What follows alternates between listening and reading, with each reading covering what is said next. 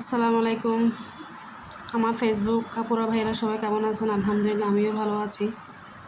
আসলে এই মাসের বুকরি চ্যানেলটা পূর্ণই হচ্ছে না, মনটা অনেক খারাপ। ফেসবুকে কাজ করতে করতে মন মানসিকতা আসলে খারাপ হয়ে যাচ্ছে। আল্লাহ ধৈর্য ধরা তৌফিক দান করে দেখ আমাকে আর সবাইকে।